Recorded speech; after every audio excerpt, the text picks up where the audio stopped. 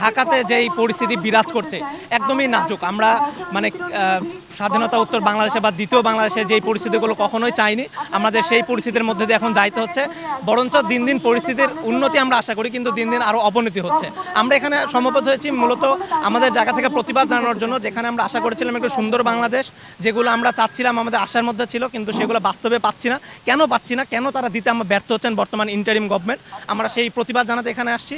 এবং বর্তমান যে স্বরাষ্ট্র উপদেষ্টা রয়েছেন, তিনি গতকালকে রাতেও দেখেছেন যে রাত 3টায় একটি সংবাদ সম্মেলন করেছেন, এবং সেই সংবাদ সম্মেলনে তিনি কথা শুরু করেছেন বিগত আওয়ামী ফ্যাসিস্টের উপর দায় দিয়ে, যে এগুলোর পেছনে ফ্যাসিস্ট রয়েছে বা ফ্যাসিবাদী অনেকেই কলকাঠি নাড়ছেন।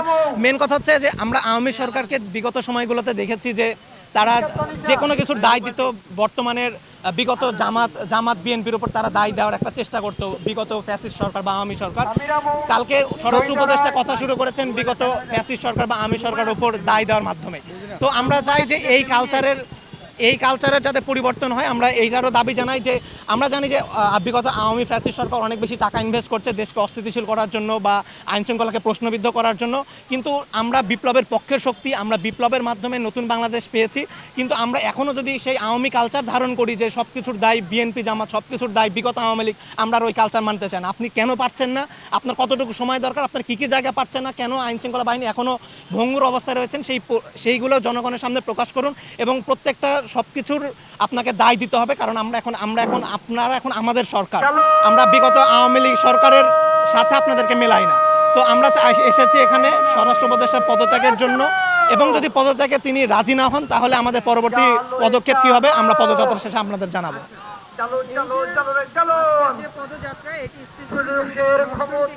হ্যাঁ, আপনি একজন পুরুষ, আমাদের সবারই মা বোন, প্রেমিকা বলেন অথবা স্ত্রী বলেন, এদের নিরাপত্তার জন্য আপনি কি চান?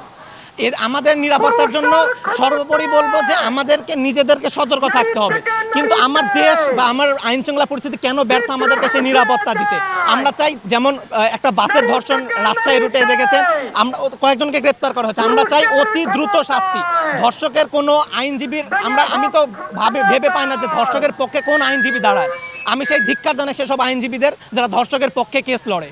আমরা চাই ধর্ষক যারা গ্রেপ্তার হবে প্রমাণ হওয়া মাত্র অতি দ্রুত কার্যকরী একটা শাস্তি আমরা দেখতে চাই, যাতে এই জিনিসগুলো পরবর্তীতে করতে অন্তত ধর্ষকের বুক কাঁপে। আমরা চাই অতি দ্রুত আইনের প্রণয়ন এবং প্রয়োগ। আচ্ছা, নারীদের বাইরে যে পোশাক, এই পোশাক পরিধান মানে কি না, দেখেন বোরখা পরলে ভালো হয়।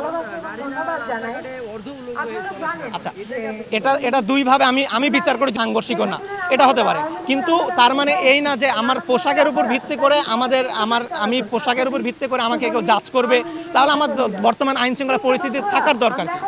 সবসময় যদি নিজে সেফ হই, আমি বলছি না যে আমি পোশাকের স্বাধীনতার হস্তক্ষেপ করছি বা পোশাকের স্বাধীনতার দরকার নেই, এটা বলছি না। অবশ্যই শালীনতার মধ্যেই সব মেয়েরা থাকবে, কিন্তু দেখেছেন তো শালীন অশালীন যারা ধর্ষক তাদের শালীনও যা অশালীনও তাই, এটা তো সবার কাছে স্পষ্ট। সো এই জায়গা থেকে মনে হয় যে দেশের আইন শৃঙ্খলা পরিস্থিতি এবং অতি দ্রুত বিচার কার্যকর এই জিনিসটাকে কমাতে পারবে। আমরা এসেছি সেসব দাবিগুলো জানাতে। এই যে বাংলাদেশের এই যে ধর্ষণের যে কালচার, এই কালচার থেকে আসলে আমরা কিভাবে বেরিয়ে আসতে পারি, এই বিষয়ে আপনার কি মন্তব্য? দেখেন, ধর্ষণের কালচার তো আজকে প্রথম না। আমরা ইতিহাস ঘাটলে একদম ধর্ষণের কালচারগুলো আমরা দেখতে পাবো। আমরা এখনো বের হতে পারিনি। আমরা জানি যে ভবিষ্যতে হয়তো থাকবে, কিন্তু যাতে কমানো যায় সেই অনুযায়ী তো সরকারকে যথেষ্ট কাজ করতে হবে।